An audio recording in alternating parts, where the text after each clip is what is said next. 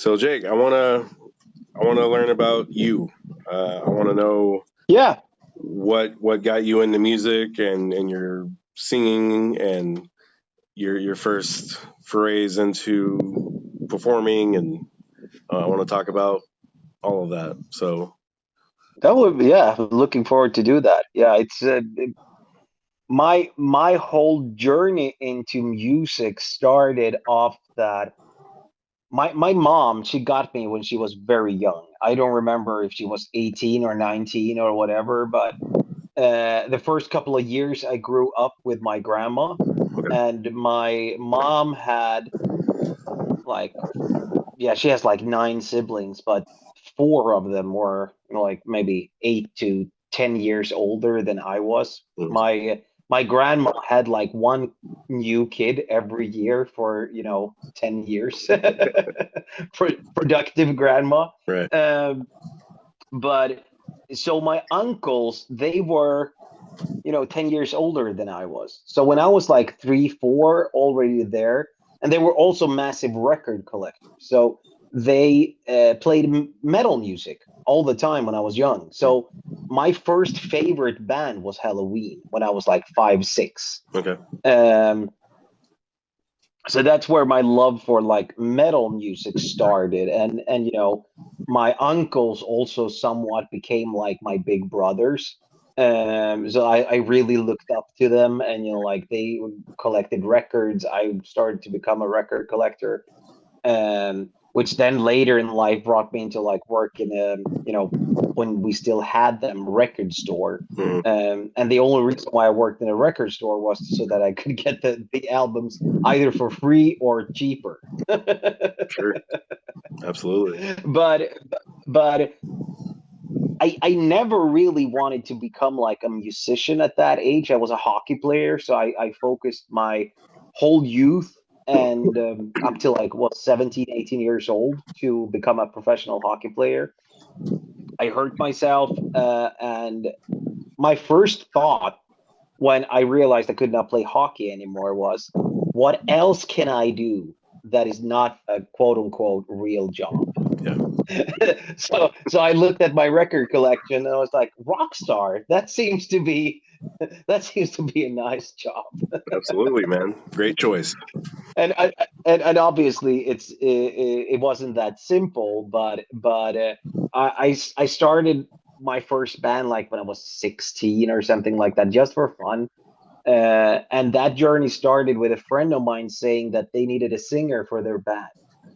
And I lied to him straight in the face, saying that, yeah, I'm a great singer.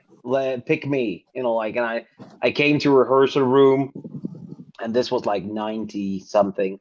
So the gear that you had, you did not have in ears or stuff like that back. You had like some really shitty speakers, and uh, a drum set that were too loud, and like no one heard anything. Yeah, So we started to play some cover songs that I could not sing for shit. And lucky for me, the guys in that band, they sucked as much as I did. So they were just like, yeah, you're great, let's do this. And so we were doing that for a couple of years, and then I think I was the only one that had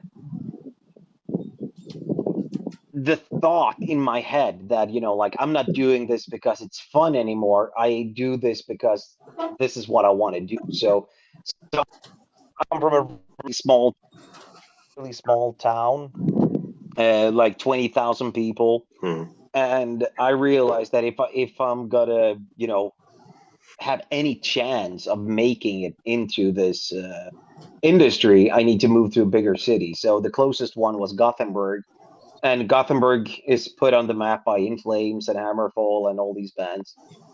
And I was very, very lucky because Joachim Kahns from Hammerfall, uh, he's somewhat of a relative to me, like okay, in a really long, long line on my mom's side. So I spoke to him, and he took me under his wings. So without him, I would not be here today, because he became like a mentor. He taught me so much about the business. He was the one that pitched for my first record deal. He was the one that produced my first album. Took me probably on one of the first big tours that I ever did, and so on and so forth. So he helped me a lot. And then I was doing this band called Dreamland, which I still have. We're still friends and we're still around, but I'm what am I now? 43. I think I was 29 when we released our latest album, but Right. we still say we're still gonna release a fourth album. It's gonna come out, but we don't know when. Okay. So But then you got a little bit of niche that there. Yeah, exactly. But that band never really took off, and that was when I decided that I need to create something that is not the regular German power metal thing. We need to make people lift their eyebrows and think about, whoa, what's this?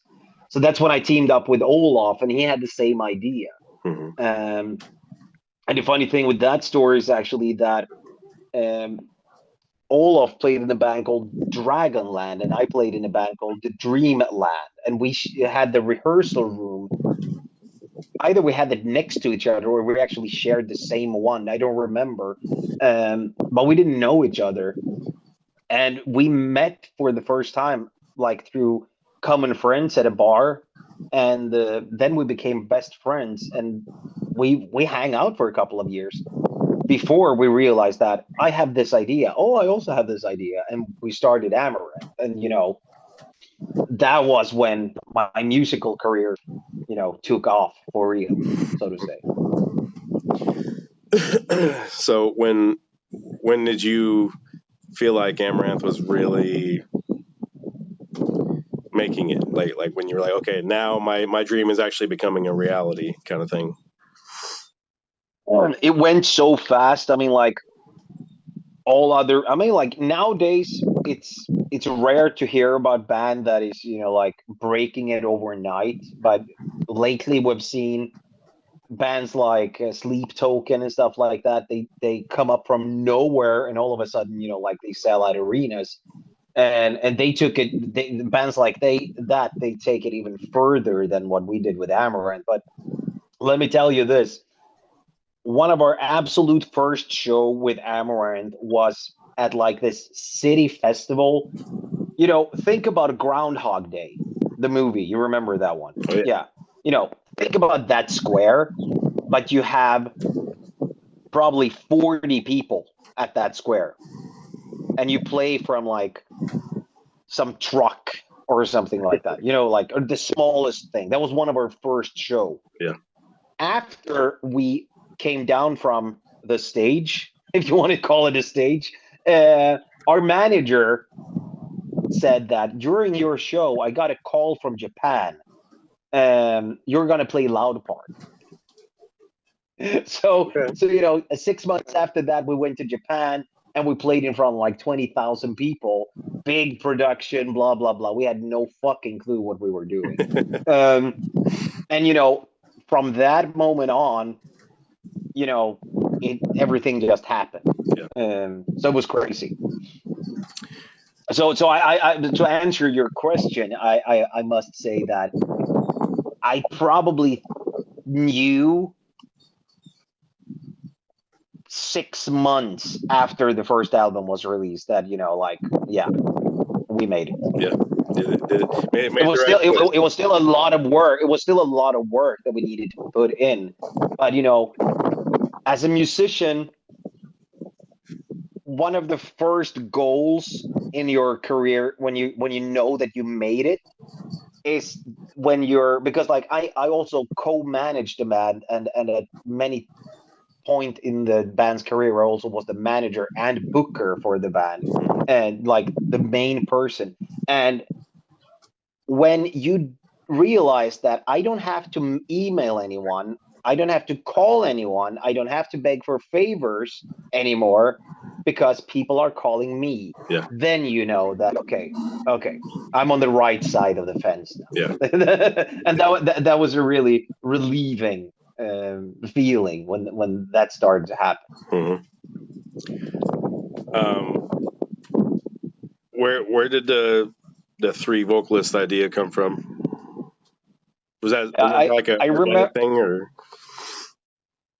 Here's the thing, actually. So the whole idea with Amaranth from the beginning was that, first of all, it was going to be called Avalanche, Mm-hmm. but some crazy dude that for some reason had the copyright for Avalanche as a band name tried to sue us for, like, I don't remember what it was, $20,000, something like that, but recalculated in Swedish currency, obviously. But we just said, well, we haven't released anything.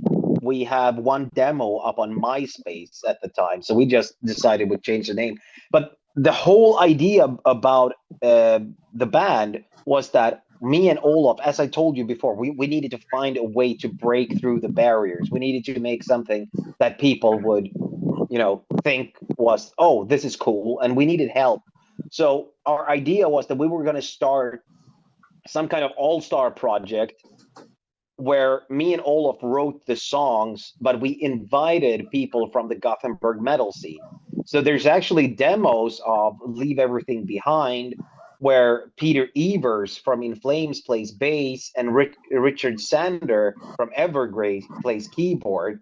And one of the first singers that we invited was Andy Solverström, that at that time played in Within Y.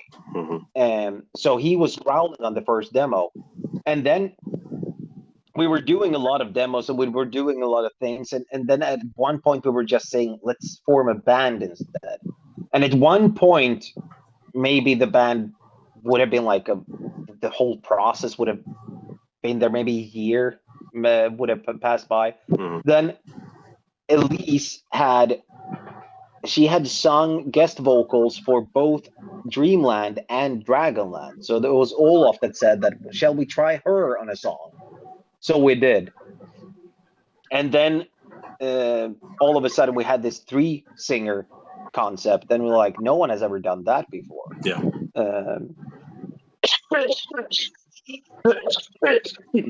But she was also meant to, participate as a guest from the beginning. So it was not a thought out plan to have a band with three. It was something that came to be along the way. Okay, that's cool. I like the organic nature of it. Yeah, totally. So when you left, did you know immediately that you were going to continue doing something? Did you want to take a break? What was your initial plan? Now, my initial plan, but I must tell you this before I tell you that, and that is, I told you about my first favorite band, Halloween, right? Mm-hmm. That was where everything started. The reason for me quitting or whatever, we could take that at another time, but when we got the offer to tour with Halloween in Japan, I just felt that, okay, the circle's closed. I mean, like, this is where I started. This is where I'm ending. So I went off stage in Tokyo, just performing my last show, and on the stage after me is Halloween. Mm-hmm. And it was just like, okay, great. But my idea was never to quit in the first place. I never wanted to quit the band. It was just that I could not continue. It was impossible. So I never said that I was not gonna, or I never said that I was gonna take a break. I never told anyone that I was gonna focus on my family, anything like that. It was just that I cannot be in this band anymore. I need to do something else. And I had already done everything finished for, Cyhra when I left the band. So, like, I had that going. So I think that the day that I sent out that I was going to quit the band, I also posted about the first single for Cyhra. So smooth transition. Yeah, exactly. And how did you put together the band, the members that ended up being in the band? It was actually me and Jesper's. We've been friends for many, many, many, many years. I don't remember when we first met, but I had another life side to my music career that couldn't pay the bills as a pyrotechnician. Mm-hmm. So I was touring. I was touring around the world with a lot of bands. Like I, I can mention all of them, but I've done everything from In Flames to Guns N' Roses. Mm-hmm. So I've been touring with many, many bands. And me and Jesper became friends while I was touring with In Flames as a pyrotechnician. And later on, I mean, he had left In Flames a couple of years earlier, and he asked me if I wanted to sing on his solo album. So we met up in my studio. We started to, like he was playing some of his riffs, and I was singing. And then at one point, we just said maybe we should just form a band instead, because like I was also like questioning myself, what am I gonna do? Am I gonna release a solo album or start another project or whatever? And then I obviously wanted Jesper to play on that, and he said yes. And like, yeah, at some point in time, we just said let's just make one album instead of two. Okay. And now you got 3 albums. So Now we got 3 albums, and a fourth is on the way. Yeah, already? yeah. You see, the singles that we're releasing right now is, that is going to end up becoming the fourth album. Okay. I love that. So the album, I don't know when the album's, I don't know when the album is going to come out, but either it's going to be in the end of this year or in the beginning of 2026. Okay. Which still feels really weird to say, because like I still believe it's 2024. I mean, like time just. Yeah, for sure. I haven't been able to see Cyhra yet. I've seen Amaranth twice. The first time I saw you with I Prevail in Las Vegas. And, Isn't that a cool story? Yeah, it is. And even better, I can tell you the backstory of it, because here I get a list and an email with 40 links to up and coming artists from the same booking agency as we were on at the time. And Justin, the booking agent, he tells me pick one to open up for you on the upcoming US or North American tour. And I listened through all of them, and I pick I Prevail, and now they're the biggest band in the world. I mean, like right. it's fantastic. So I sometimes joke with the band when I speak, because I still have contact with them, and I'm like, thanks to me, you did your first, big big tour. But obviously, that is not they probably had done things before that, but like it's. I'm a small piece in their puzzle, and I love the band, and they're fantastic. Yeah. No, they just keep getting better, And at that time, they had just put out that Taylor Swift cover, like just had put it out. So it's like, Yeah, okay, kind of that little perfect storm. They put that out, they get this tour, and next thing you know, there you go. exactly. And we could not, for the sake of our lives, understand, because we did not realize that it was a Taylor Twist cover. But we had no idea about who the fuck she was at the time. And everyone was singing along, and like, the houses were full before we played, and we're like, what is happening here? And then, yeah. So that was great for us, obviously, because, a lot of people came to see them on that tour. Mm-hmm. Do you have any other projects going on? Sorry. Someone called me on the landline, so it broke up. Oh, take that again. Do you have any new projects going on?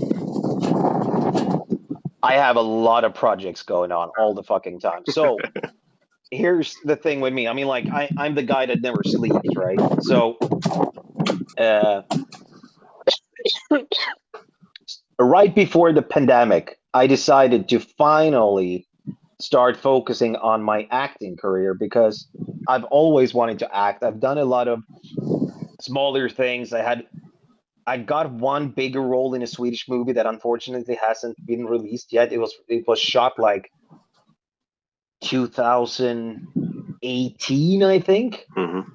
Unfortunately, the director got diagnosed with cancer, and he's been battling that battle, and he's finally coming back. Well, So that movie has been in a drawer. But with Amaranth, it was like impossible to pursue anything like that because you were gone all the fucking yeah. time. But right before the pandemic, after we did the No Halos in Hell tour for a second album, I flew over to LA. I managed to get an agent. I got some auditions and I got some roles. I got a big recurring role in a TV show called Platonic, which is I think they made like 2 seasons of it with what's the actor's name again? I will come up to that. It's on Apple TV or Apple Plus or whatever it's called. Okay. But then the pandemic came, and my visa was depleted, or not depleted. It was canceled, Mm-hmm. and I could not make a new one because of the travel restrictions. I had to say no to that. And then the pandemic was ongoing, and blah blah blah. So last year, I finally could come over to the States again to do new auditions. So last January, I did 3 auditions. I booked 3 jobs. And now in April, like in a month away from now, I'm actually going over to shoot my first like Hollywood production, which is something that I'm really looking forward to. And with that, now I have also managed to venture into like the Swedish scene. So in the fall, I am shooting a Swedish movie. In the fall, in the end of the summer, as it looks right now, I'm shooting my second American one. Um, and then we're releasing singles with Cyhra more or less every month, coming up to the new album. We just dropped the How We End album, Mm-hmm. the album that I did with Tom Norman and uh, Diva from what's her name? The band name Blood Hunter. Okay. She will kill me if I say it wrong. Diva Satanica. Um, I do. I have 2 movies that comes up that I'm actually going to write the score for. Okay. Hell yeah.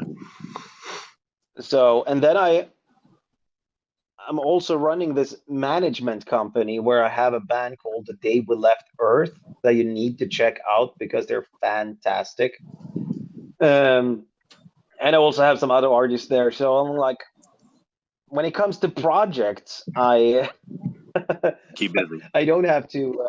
Yeah, I keep myself busy a lot, but I'm really looking forward towards the acting thing now because that is something that I've been longing to do for such a long time. That's awesome, man. I love that you're Yeah, keeping the goals going. I'm the same way.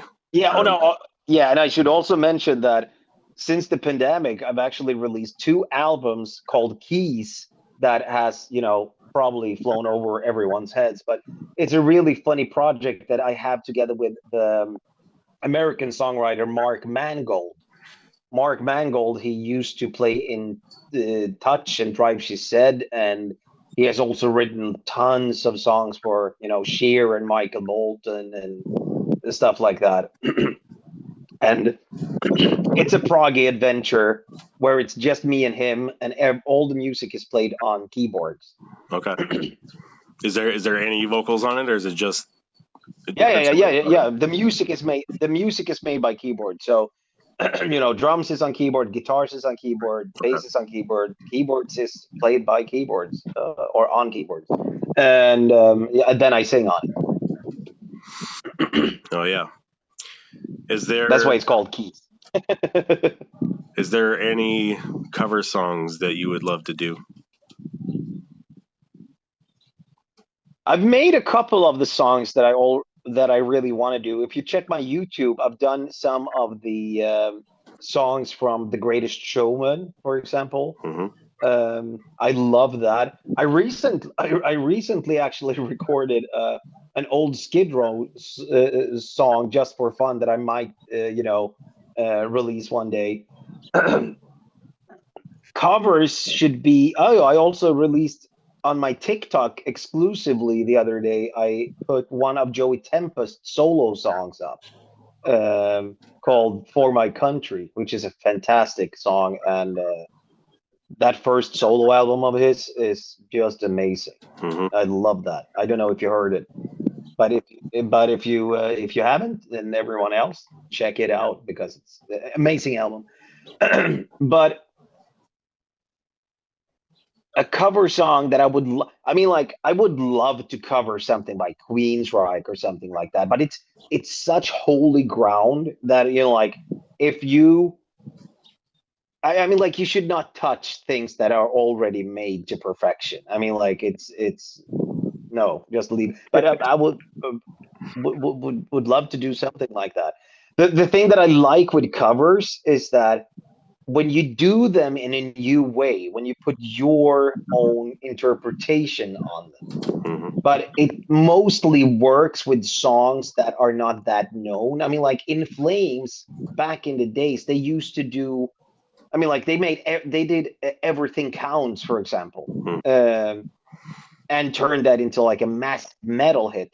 When you hear that song, you would never think that that was made by like a synth band in the 80s. Right. That's the thing too. Like, there's something about '80s music specifically with a lot of the new wave and or bands like Depeche Mode. For instance, like so many artists have covered them, and it's because they made these songs that are fantastic songs, but they needed that extra oomph. And Yeah, exactly. I cannot tell you this what it is, but I can just give you a little, what is called, um, teaser okay. that I recently just joined a project that is they're gonna release an album with covers from the 80s, like the biggest 80s hits. And I am doing one of the greatest songs from the 80s, and it's turning out so fucking good that I can't wait to show people. So that was actually one of the covers that I really wanted to do, and I got to do it. So, but I don't know when it's going to be released. It's going to be probably going to be released later this year. But yeah, That's that's going exciting. to be cool. Yeah, that's exciting. All right, Jake. One last question. All right, for the people that have followed you all along your career, from the past to now, and to the people who have yet to become fans of you, what do you say to Yeah. them?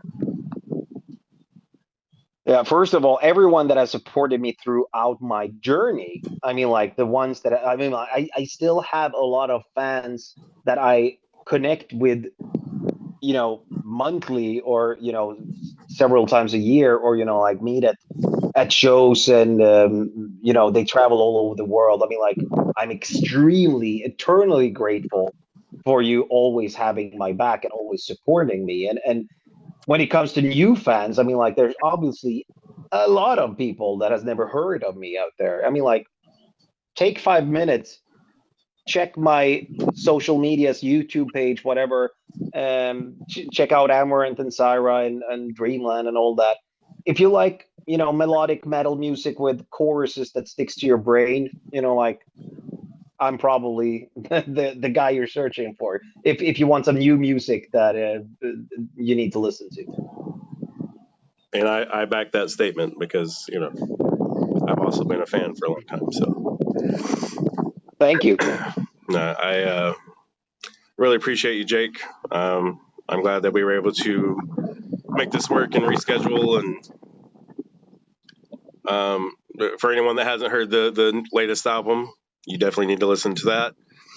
On myself, I need to listen to the new singles because I didn't realize that that was part of the new upcoming album. So I gotta get on that myself. I don't think that we ever told anyone, obviously, that there is going to come another album. But I mean, like, who's better to tell than you, right? So you know, like you could always put that necklace on, and you're like, I was the first one to hear about Exactly. I love it. it. That's awesome. But we have no plans with it yet, like release dates or anything like that. But I'm talking about just mentioning like what I'm trying to do right now is just to write songs that I like at the moment. And the cool thing with releasing singles is that you could change your mind a little bit. Like, you know, if you write an album, you write that album during like a month or 2 or 3 months, and you're like, you need to make everything packaged and done and deliver that. Right. Now I could write a song, send it out, and while that has like the song is doing its own thing, like promotional wise or whatever, I could sit down and write a new song. Mm-hmm.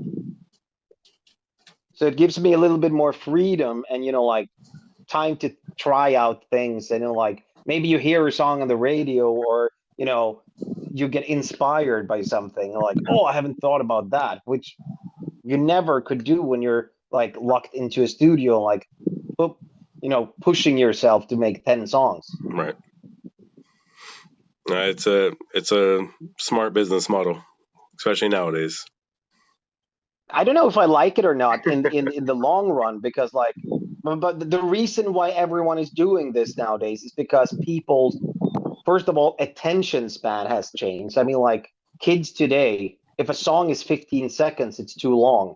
And but if you look at Iron Maiden, if they release an album, I mean, the first song will have 20 million streams. The last song will have 100,000 streams. I mean, like people don't listen to album. The only one that listens to albums is the one are the ones that are buying the physical copy. Yep. And so by doing it this way, all the songs get an equal chance Mm-hmm.